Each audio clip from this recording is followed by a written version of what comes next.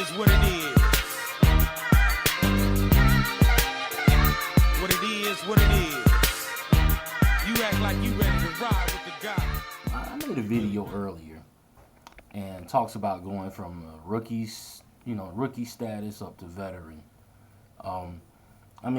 It's just it's not nothing concrete, I don't know. It's just something kind of like it's just a general term that kind of indicates your years of experience.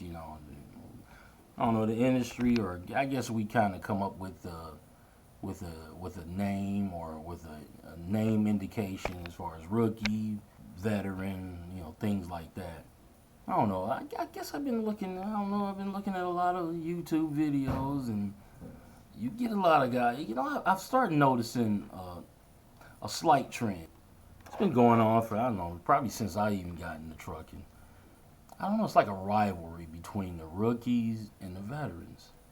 The veterans, they kind of got the attitude that, hey, they're all knowing and they should be looked up to and they can do no wrong. And I don't know, they kind of get the idea that, they're like the best of the best and nobody should question anything they do. Then you got the rookies, guys are fresh in the industry, they're kind of learning their way. And what we have are two different planes of thought, and one would be the veteran rookie and the other one is the rookie veteran. This is my personal observation. A veteran rookie is you get a guy, he just started out in the industry, and I say get about to the 5 or 6 year mark, and he's kind of under the impression that he's gained that veteran status. He adopts the attitude of a veteran, talks like a veteran. They kind of want to rush the career along, and they want to get to that veteran status like as soon as possible. I don't know. It's like it's good and bad in some ways. I guess the good is you got a guy who's ready to follow the rules. You got a guy who's serious about all the things that it takes to operate a truck. He's serious even about dealing with the company. But the bad part is that some of these guys that have this attitude, they kind of like they're a little overly confident. They don't want to listen to the actual veteran, the guy with the actual 20 years. They don't want to listen to his advice. They tend to make a lot of mistakes that a normal veteran driver wouldn't make. They kind of lead the charge in this I don't know, this notion that most of your veteran drivers are the ones that have the majority of the bad crashes. Any driver, I don't care if you're a rookie or veteran, you're going to get into a fender bender every now and then. That's kind of the gist of it. A veteran rookie is basically 5-6 year guy who kind of mistakenly thinks because he's got past the 5-6 year mark, he's kind of thinking like, okay, hey, I'm like a 20-year guy, in a nutshell. But the kind of the veteran drivers heap that on the rookies and the rookies heap it on the veteran. Just keeps going back and forth. All right, the rookie veteran.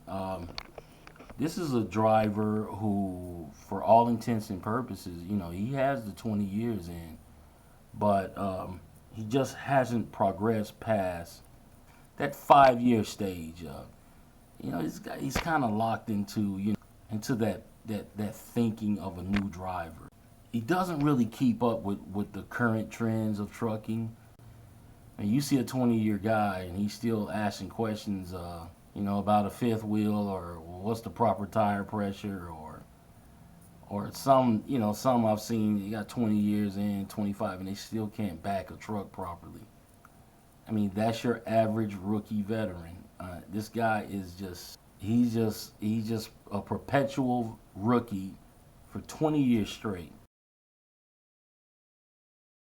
But there's a good part to being a rookie veteran also. I consider myself a rookie veteran. When I first got in the industry, you had to pretty much run outlaw, and that kept me going for about a good 8 years until I started noticing that I was losing my license from gaining too many points from like running scales and getting caught here and there without a logbook, getting speed running trucks with just that were just poorly equipped. I had to make that change. I had to change over, and I had to get in touch with my inner rookie.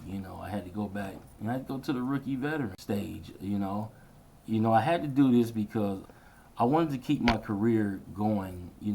In a smooth, direction.